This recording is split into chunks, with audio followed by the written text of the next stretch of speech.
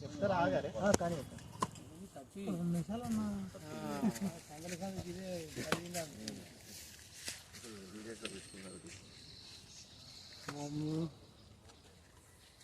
Okay అన్న.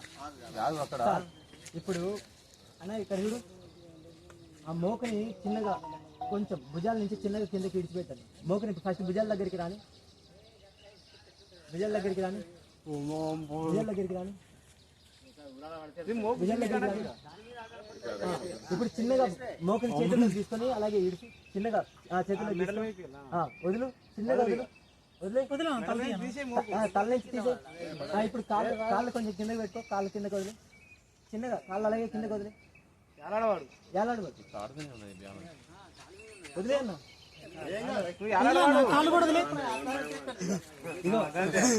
ఇప్పుడు ఈ మోపు కూడా ఇది గుయ్యి కూడా వచ్చేసింది అనుకోండి. గుయ్యి మామూలుగా మనకి చాలా సార్లు ఈ గుయ్యి కింద పడిపోవడానికి అవకాశం ఉంది కదా. ఇప్పుడు గుయ్యి కింద పడదు. మీరు అనుకోవచ్చు ఆ రోప్ ఉంది కదా దానికి తగులుతుంది అనేసి. అది కొంచెం మనం లూజు టైట్ మీకు ఎలా చేసుకోవాలి చూపించినా కదా. ఇప్పుడు మరీ టైట్ చేసుకున్నాం కాబట్టి మీకు వెళ్ళడానికి అర్థం అది ఈజీగా మీరు టైట్ లూజ్ చేసుకోవచ్చు. కాబట్టి ఇప్పుడు ఎప్పుడైతే ప్రెజర్ పడుతుందో, ఎప్పుడైతే మనిషి సడన్ గా జారిపోతాడో ఆ మోపు నుంచి కానీ లేకపోతే గుయ్యి పోయినా సరే ఎక్కడ ఉండేది అక్కడే ఉంటుంది, ఇంకొంచెం స్పీడ్ గా వస్తుంది.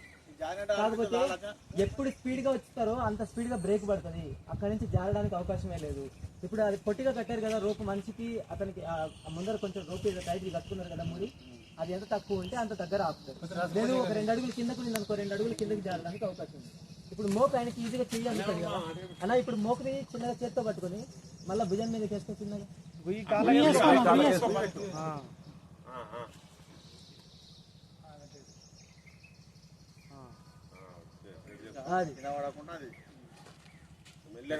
సేమ్ ఎట్లా వెళ్తున్నారో అట్లా వెళ్తున్నారు. మామూలుగా మీరు ఎట్లయితే జారిపోయిందో సేమ్ అలాగే వెళ్తున్నారు. ఇప్పుడు ఒక సిచ్యువేషన్ అనుకుందాం, ఇప్పుడు రోపు పెద్దదిగా లూజ్ గా ఉండిపోయింది, మనకి ఆ మోపు కూడా అందట్లే, బాగా కిందకు వచ్చేసినాం. అప్పుడు ఏం చేసుకోవాలి అంటే ఆ వైట్ కలర్ దారం ఉంది కదా, రోపు ఉంది కదా, దాన్ని పట్టుకొని ఒక అడుగు పైకి లాక్కొని మళ్ళీ మన మోపుని పట్టుకొని లోపలికి వచ్చి. అర్థమైందా అన్న? ఇప్పుడు మళ్ళీ సేమ్ ఆ తెల్ల రోప్ని పట్టుకొని కిందకు వచ్చి పట్టుకోవాలన్నా 2 రోపులు పట్టుకోవాలి.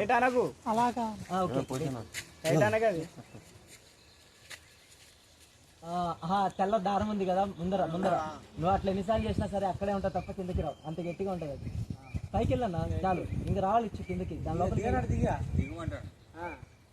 ఇప్పుడు ఇంతకు ముందు దారాన్ని పట్టుకొని ఎట్లయితే కిందకి వచ్చావో అదిగో అక్కడ దారం ఉంది కదా, అది దాంతో పాటు కలిపి పట్టుకో. ఇప్పుడు కిందకి అది అర్థమైందా? సింపుల్, అది పట్టుకుంటే వచ్చేస్తారు. లేదు ఇడిచిపెట్టారా, ఎక్కడ ఇడిచారో అక్కడే బ్రేక్ పడుతుంది, అక్కడే ఆగుతుంది, స్లిప్ అవ్వడానికి అవకాశమే లేదు. ఇప్పుడు ఇక్కడ ఒక అన్న మంచి క్వశ్చన్ అడిగిన, మరి ఇక ఈ రోప్ తెగిపోదా? రాసుకుంటుంది కదా ఖచ్చితంగా, ఎంత కొంచెం అనుకున్నా రాసుకుంటుంది కదా. దీన్ని యాక్చువల్గా ఇక్కడికి 2 సంవత్సరాల ముందు నుంచి దీని మీద టెస్టులు నడుస్తున్నాయి. 400 సార్లు పైగా వేసి చూశారు, బట్ స్టిల్ అది ఇంకా మంచిగా యూజ్ కండిషన్ ఉంది. ఇది మీరు ఈ ఎక్విప్మెంట్ ఏదైనా సరే వాడకుండా అలాగే పెడితే 5 సంవత్సరాలు ఉంటుంది. వాడితే దాని లైఫ్ స్పాన్ ఇంకా పెరిగేదానికి అవకాశం, ఎందుకంటే రెగ్యులర్గా యూజ్ చేస్తాం కదా, వాడితే పెరుగుతుంది. ఈ రోపులు ఉన్నాయి కదా, చిన్నగా కాలక్రమేణా ఇది యాక్చువల్గా చాలా రోజుల నుంచి వాడుతున్నాం టెస్టులు. ఈ చిన్న సన్న పీసులు ఉన్నాయి కదా, ఈ ఊసిపోయి కాలక్రమేణా ఒక 2 సంవత్సరాల తర్వాత 3 సంవత్సరాల తర్వాత మీరు బాగా వాడుతుంది. అప్పుడు పైన లేయర్ తెగడానికి అవకాశం ఉంది. ఇది స్ట్రెంత్ ఎంత అని చెప్పినా 2200 kg వరకు. దాని తర్వాత ఇది వాళ్ళు తెగిపోతుంది. ఈ సంస్థలు ఎవరైతే మీకు ఇవి ప్రొవైడ్ చేస్తున్నారో వాళ్ళు మీకు ఈ బెల్ట్ కానీ లేకపోతే ఏ ఒక సామాను సరే అవి మళ్ళీ తిరిగి సప్లై చేస్తారు. అర్థమైందా? అప్పుడు వాళ్ళకి మోస్ట్లీ అయితే ఇది తెగడం కాదు, ఇది రబ్ అయినా సరే కింద పడినా సరే ఏం కాదు. అర్థమవుతుంది? మీరు ఎక్కేటప్పుడు మీరు ఏం చేస్తున్నారంటే ఇది కూడా కొంచెం లూజ్ ఉంటుంది, ఇది పట్టుకు